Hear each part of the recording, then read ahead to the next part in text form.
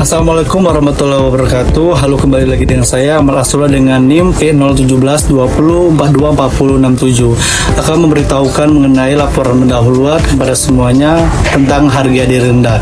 Yang pertama, konsep harga diri rendah. Pengertian harga diri rendah merupakan perasaan negatif yang mendalam dan menetap terhadap diri sendiri, ditandai dengan keyakinan bahwa dirinya itu tidak berharga, tidak mampu dan gagal mencapai harapan diri maupun orang lain. Biasanya berlangsung lama dan mempengaruhi kehidupan sosial, baik sosial, emosional, dan juga perilaku.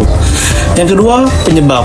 Yang pertama itu pengalaman yang ditolak, gagal, atau direndahkan oleh orang lain. Yang kedua, pola asuh yang otoriter dari keluarga, penuh kritik atau tanpa penghargaan. Yang ketiga, trauma emosional atau kekerasan masa kecil. Yang keempat, penyakit kronis atau gangguan jiwa lama. Yang kelima, perbandingan diri yang terus menerus dengan orang lain. Selanjutnya, faktor predisposisi. Yang pertama, riwayat kegagalan atau penolakan dari sosial. Yang kedua, pola asuh yang tidak suportif. Yang ketiga, kurangnya dukungan dari keluarga dan juga teman. Yang keempat, gangguan konsep diri sejak remaja. Yang kelima, perfeksionalisme atau harapan diri yang terlalu tinggi. Selanjutnya, faktor presipitasi. Yang pertama, peristiwa yang memperkuat perasaan gagal, seperti diabaikan, kehilangan pekerjaan atau hubungan yang gagal. Yang kedua, kritik keras atau penolakan diri dari lingkungan. Yang ketiga, pengalaman yang kambuhnya gangguan jiwa. Dan yang terakhir, tidak adanya pengakuan atas keberhasilan yang dicapai. Selanjutnya, manifestasi klinis atau tanda dan gejala. Yang pertama, mengungkapkan perasaan yang tidak berharga atau tidak mampu. Yang kedua, sering menyalahkan dirinya sendiri. Yang ketiga, menarik diri dan menghindari interaksi sosial.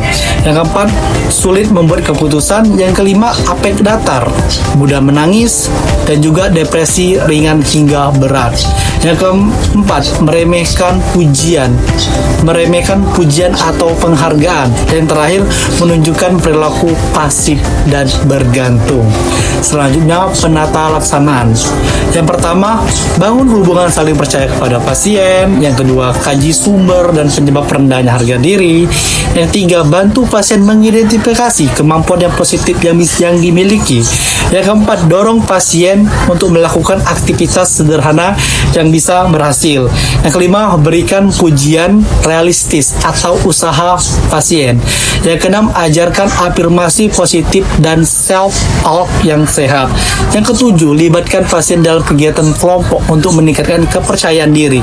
Dan yang kedelapan, libatkan keluarga agar memberi dukungan positif, bukan kritik. Selanjutnya, psikopatologi dari pasien dengan gangguan harga diri rendah.